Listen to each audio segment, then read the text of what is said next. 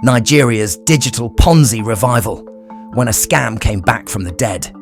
A Russian pyramid scheme collapsed in the 90s. Nigeria rebooted it with WhatsApp.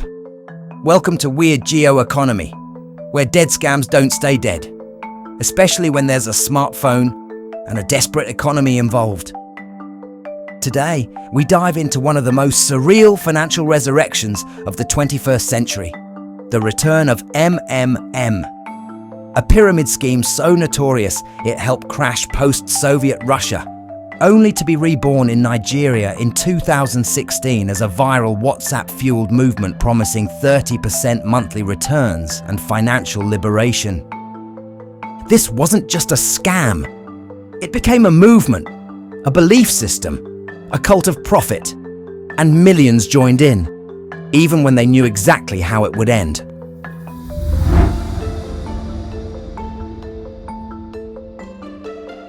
Across Lagos, Abuja, Port Harcourt, and every corner of Nigeria's digital underbelly, from roadside vendors to university dorm rooms, from low-income neighborhoods to middle-class WhatsApp groups.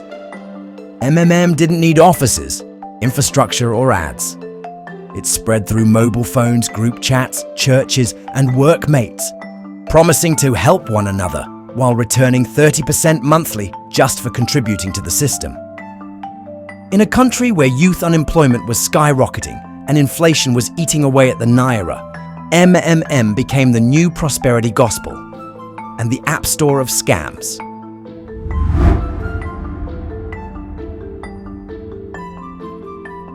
This is the story of MMM Global's Nigerian resurrection, a scheme originally built by Russian fraudster Sergei Mavrodi, which collapsed in the 1990s after defrauding millions. After Mavrodi served prison time, he launched MMM Global, targeting emerging markets with a new twist. No investments, just peer-to-peer help.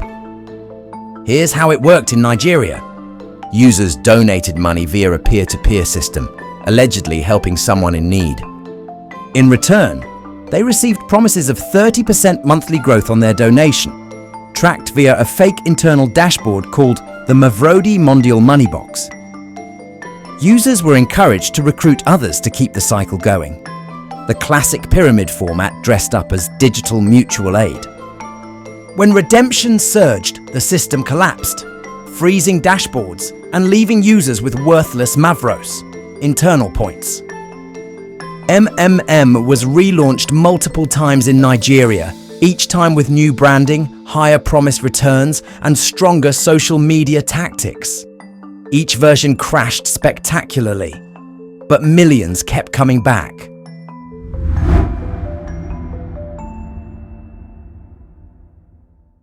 Because economic collapse, digital access, and psychological manipulation formed the perfect storm. Key reasons for MMM's explosive success in Nigeria: economic desperation, high youth unemployment, fuel scarcity, currency devaluation, and rising costs left people looking for a miracle.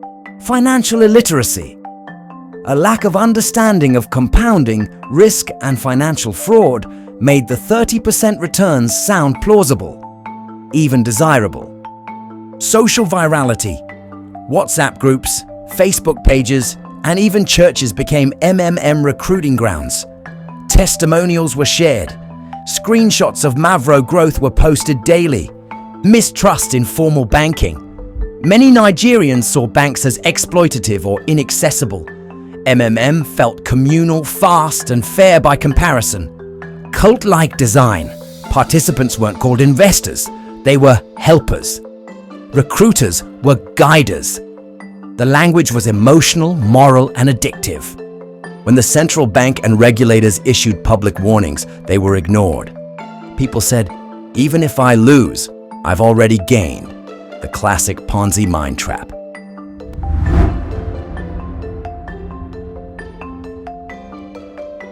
The scheme entangled all layers of Nigerian society.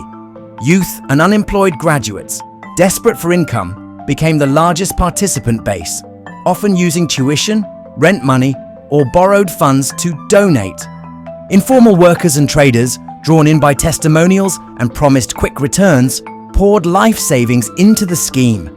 Self-declared guiders who built social media brands and online followings, earning commissions and prestige in MMM's pyramid structure.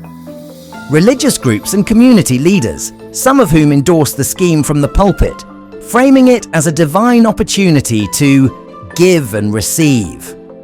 The Nigerian government, which warned citizens repeatedly, but had no legal tools or centralized enforcement to stop what was essentially digital peer-to-peer fraud. Even after Mavrodi's death in 2018, the MMM name kept resurrecting through clones and spin-offs, including MMM Returns, MMM Federal, and MMM Global 2.0.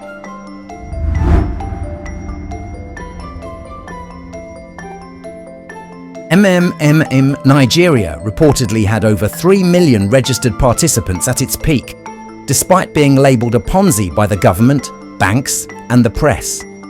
After each crash, users flocked to the next version, believing this time will be different, a psychology known as loss chasing. Some participants held funerals and vigils for MMM when it collapsed, wearing black burning posters and praying for its return like a lost messiah.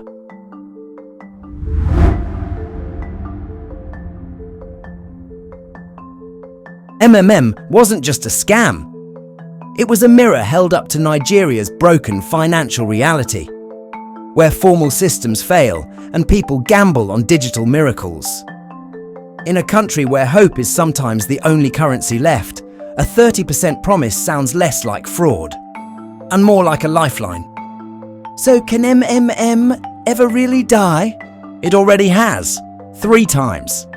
And yet, somewhere out there, a new WhatsApp group is launching, a new guiding team is recruiting, and someone is promising a better, newer MMM. Subscribe to Weird Geo Economy for more stories where scams rise from the grave, and the poorest end up paying the price of belief.